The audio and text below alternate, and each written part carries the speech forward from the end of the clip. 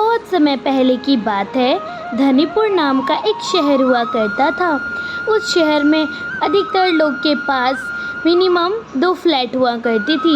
उन्हीं सब फ्लैट्स में से एक फ्लैट था जिसमें कि एक छोटा परिवार रहता था, जिसमें कि पति, पत्नी और उनकी एक बेटी रहा करती थी।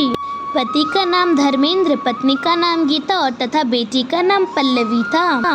धर्मेंद्र एक अच्छी कंपनी में जॉब किया करता था। उस जॉब की वजह से उसका घर बड़े ही अच्छे ढंग से चल रहा होता है। इसी जॉब की वजह से वह अपने घर की सारी ज़रूरतों को पूरा करके आता था। वह अपने परिवार के लिए हर रोज़ कुछ न कुछ गिफ्ट्स लेके आता। एक दिन वह कहता है, पल्लवी तुम्हारे लिए गिफ्ट है, देखो। पल्लवी उठकर आती है। वह उठकर आती है और अपनी माँ से पूछती है, माँ, पापा क्या लाए होंगे इस बार मेरे लिए? आपको पता है क्या? अरे बेटा, अब तुम अपने पापा से ही पूछ लो, मुझे क्या पता कि क्या लाए तुम्हारे लिए। बताइए ना पापा, क्या लाए हैं मेरे लिए? आप तो मेरे लिए हर वक्त अच्छी अच्छी चीजें ही लाते होंगे, इस बार भी कुछ अच्छा ही होगा।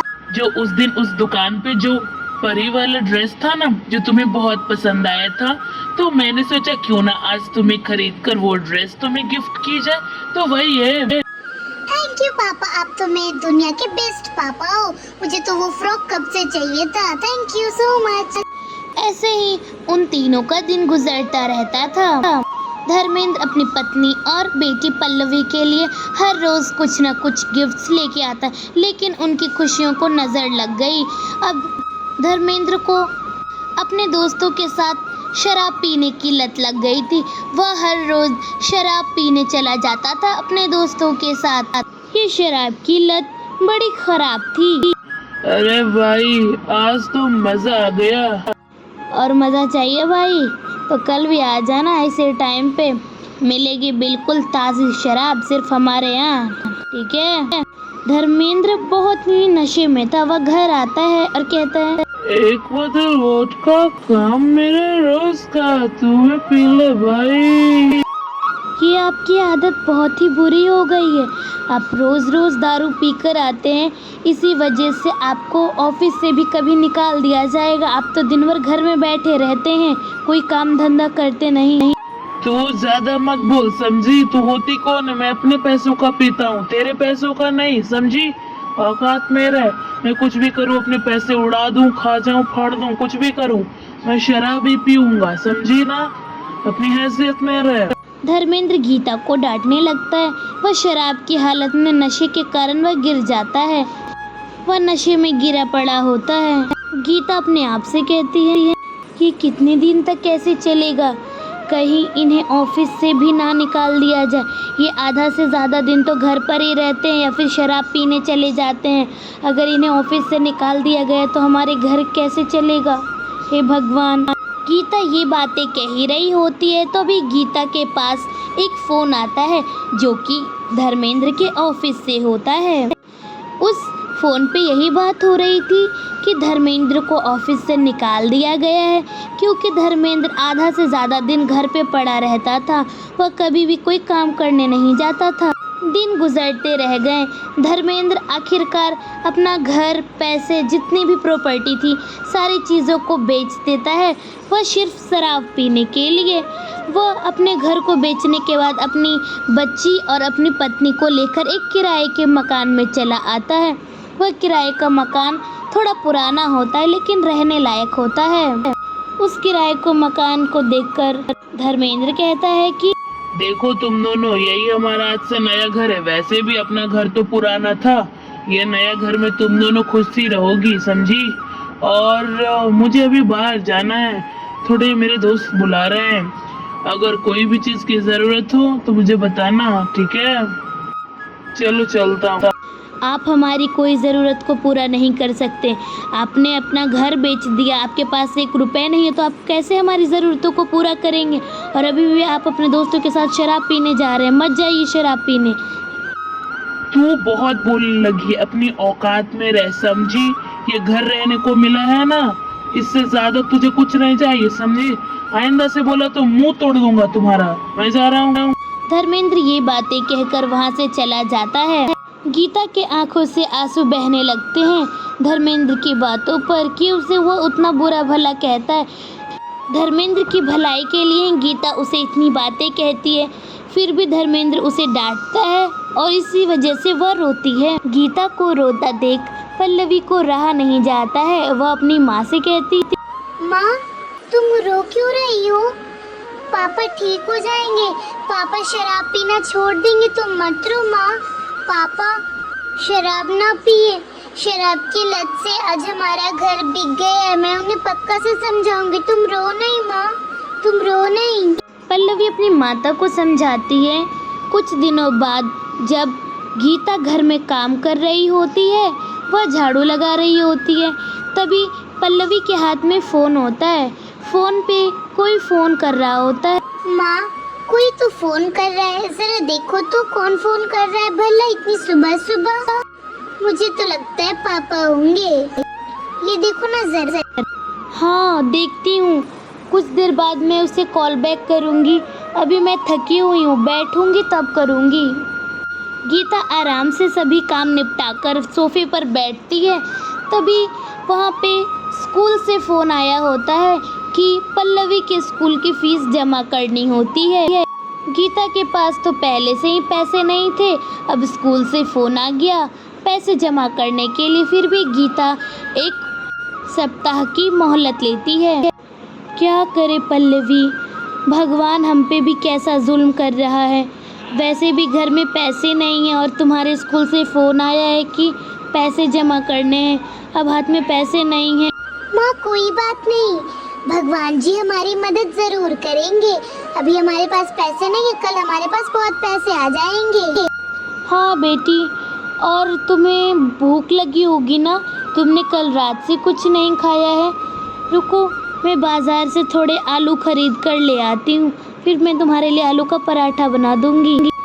गीता वहाँ से बाज़ार जाने के लिए निकल जाती है, क्योंकि घर में कोई सामान नहीं होता है, इसलिए वह बाहर से आलू लाने के लिए जा रही होती है।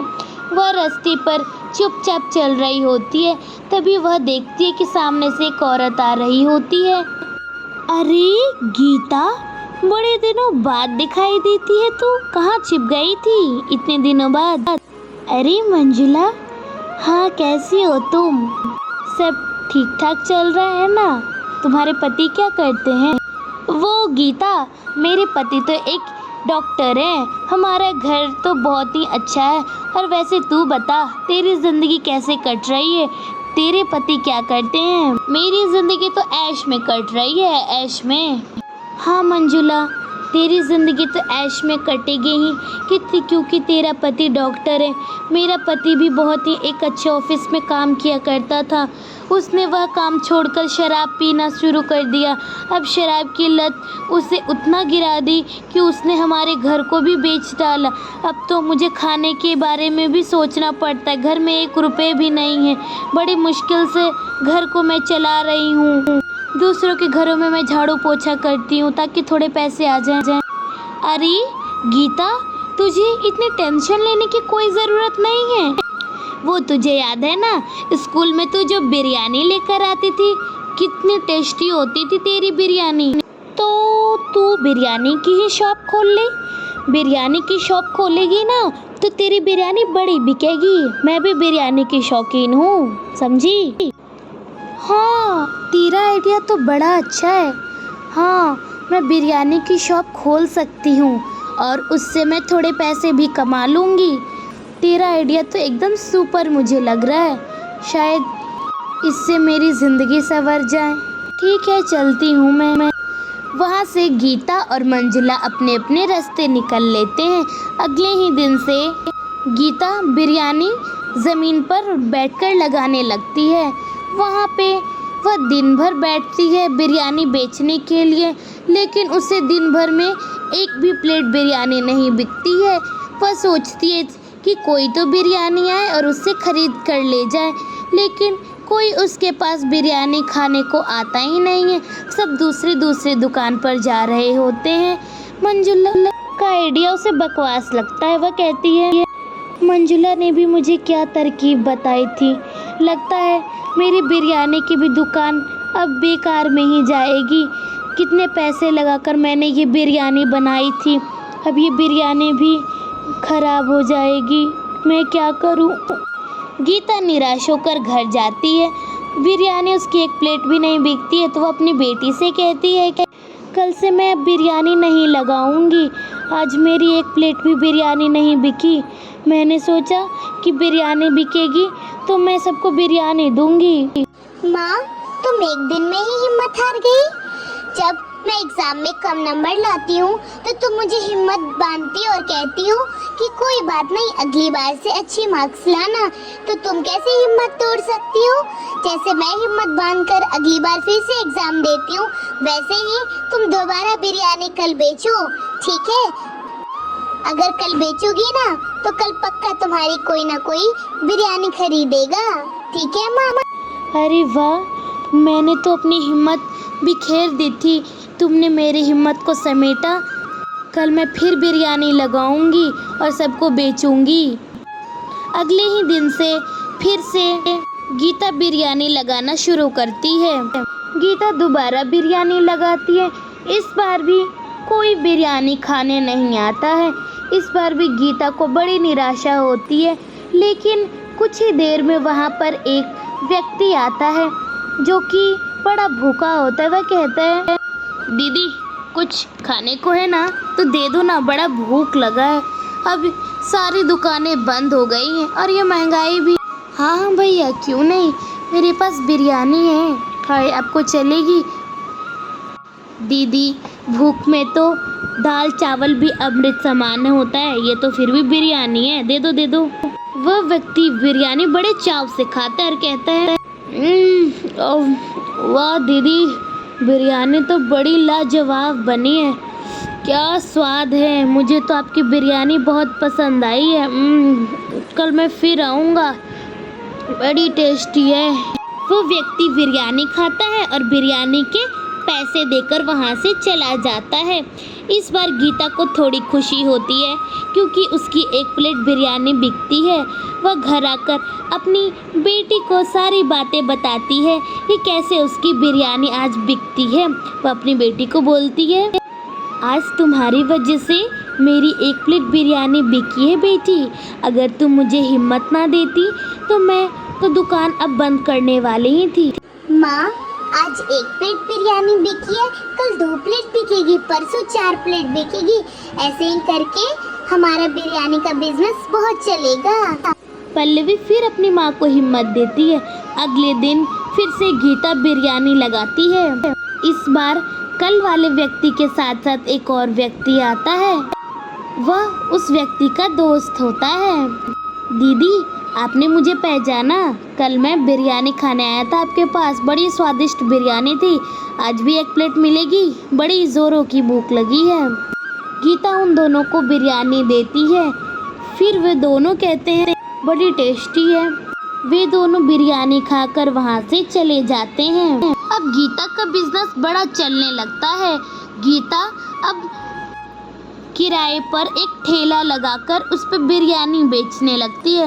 अब तो हर रोज़ उसकी दुकान पर भीड़ आ जाती थी। हर लोग अब उसकी बिरयानी के शौकीन हो जाते हैं। बच्चे से बूढ़े सभी लोग को गीता की बिरयानी बड़ी ही स्वादिष्ट लगती थी। दिन बीतता है। 20 साल बाद गीता बूढ़ी हो जाती है और तथा पल्लवी बहुत ही सुंदर और जवान लड़की हो जाती है। गीता का घर बड़े अच्छे ढंग से चल रहा होता है। 20 साल बीत जाने के बावजूद भी धर्मेंद्र को शराब की लत लगी ही होती है।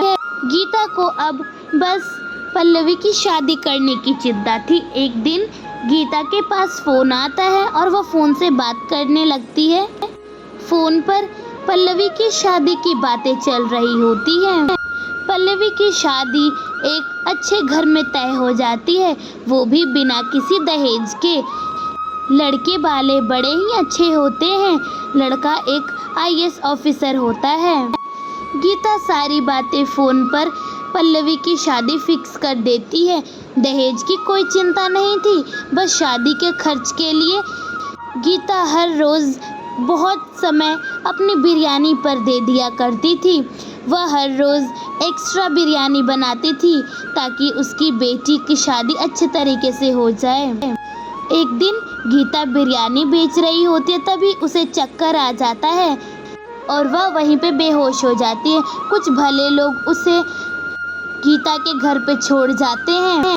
गीता की बेटी पल्लवी कहती है, आप में से कोई एम्बुलेंस को फोन कीजिए ना, डॉक्टर को बुलाइए ना। घबराओ नहीं, मैं एक डॉक्टर हूँ। मुझे गीता जी की बिरयानी बड़ी अच्छी लगती थी, इसलिए मैं आती थी। वह लड़की गीता को देखने लगती है। वह देखती है गीता को और फिर पल्लवी के पास आकर कहती है, sorry Pallavi, she is no more. इनकी मृत्यु हो चुकी है। यह दिन भर बहुत ज़्यादा काम किया करती थी, इसी वजह से इनकी मृत्यु हो गई है। वह डॉक्टर वहाँ से ये सारी बातें बोलकर वहाँ से चली जाती है। पल्लवी बहुत रोने लगती है क्योंकि उसकी माँ अब इस दुनिया से चली गई होती है। माँ, माँ, उठना माँ, देख तेरी पल्लवी अकेली हो गई है। उठना माँ। पल्लवी रोने लगती है। धर्मेंद्र कुछ देर बाद आता है और वो भी रोने लगता है। धर्मेंद्र को देख पल्लवी कहती है, अब क्या आप मगरमच्छ के आंसू निकाल रहे हैं? जब मेरी माँ जिंदा थी तब आपने मेरी माँ को बहुत गालियाँ दी, बहुत मारा पीटा। अब आकर मेरी माँ के सामने आंसू बहा रहे। आपको पता है हमने अपनी जिंदगी कितनी गरीबी में गुजारी है? सब आपकी वजह से हुआ। अब क्या है करने के लिए? मुझे माफ़ कर दो पल्लवी, इस शराब की लत ने मेरी ज़िंदगी बर्बाद कर दी। अब तो मेरे पास 1 रुपए भी नहीं है कि मैं तुम्हारी शादी कर सकूं। तुम्हारी माँ की आखिरी इच्छा यही थी कि मैं तुम्हारी शादी कर सकूं। मेरे पास पैसे ही नहीं हैं। धर्मेंद्र अपनी बेटी से ये बात कह रहा होता है, तभी दरवाजे पर एक व्यक्ति आता है और कहता है, गीता जी का घर यही है ना? हाँ हाँ, समाज वालों से मुझे पता चला कि गीता जी की आज ही मृत्यु हो गई है, इसलिए मैंने सोचा कि आज मैं जो गीता जी ने पैसे अपनी ज़िंदगी भर में इकट्ठा किए थे वो पैसे मैं आपको दे दूं। इस बैग में उन्होंने 50 लाख के गहने और 5 लाख रुपए रखे हैं अपनी बेटी की शादी के लिए। वही पैसे मैं देने आया हूँ, ये लीजिए, रखिए। अब मैं चलता हूँ, धन्यवाद। वह व्यक्ति वहाँ से चला जाता है। पल्लवी, तुम्हारा बहुत धन्यवाद। तुम मरते मरते भी अपनी जिम्मेदारी को पूरी कर गई। ये पैसे अब मैं सिर्फ पल्लवी की शादी में लगाऊंगा और 1 रुपए भी मैं खर्च नहीं करूंगा और मैं पल्लवी की शादी धूमधाम से करूंगा। पल्लवी की शादी सच में एक बड़े ही अच्छे लड़के के साथ होती है। वह देखने में बड़ा सुंदर था और वह एक IAS ऑफिसर था। तो दोस्तों, देखा आपने शराब की लत कितनी बुरी होती है, इसलिए हमें ज़िंदगी में कभी शराब नहीं पीना चाहिए। धन्यवाद। सब्सक्राइब।